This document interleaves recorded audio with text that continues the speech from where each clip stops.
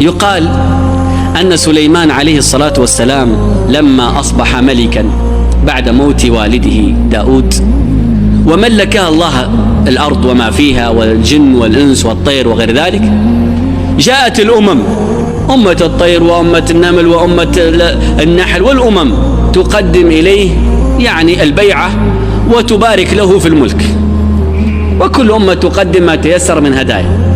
واجتمعت أمة النمل وقرروا أن يقدموا هدية للملك سليمان، فما وجدوا هدية أعظم من نصف حبة شعير. حبة شعير قسموها وجاوا حاملين نصها مسوين زفة ما شاء الله.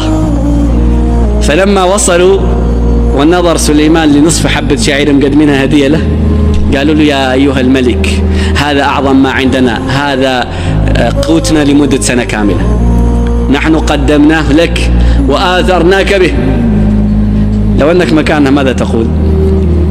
طبعا هو قال: تقبل الله منكم ورحمكم الله، وهذا أنتم أحوج إليه مني.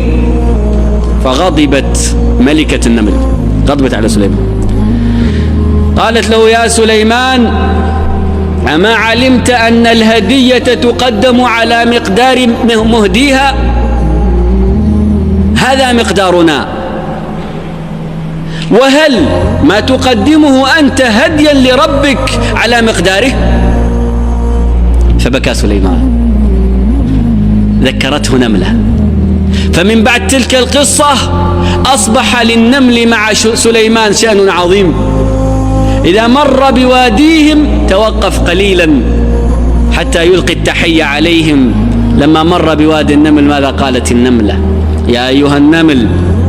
توقعت أن الكلام اللي قالت له يمكن زعله، يوم قالت له إن الهدايا وكذا وشافته توقف، قالت: خلاص يا أيها النمل ادخلوا مساكنكم لا يحطمنكم سليمان وجنوده.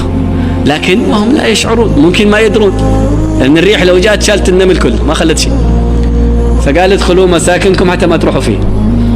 فالشاهد في هذا أن الهدية على قدر مهديها.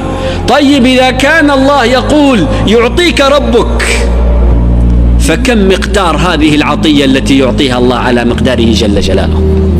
فهمتم معي؟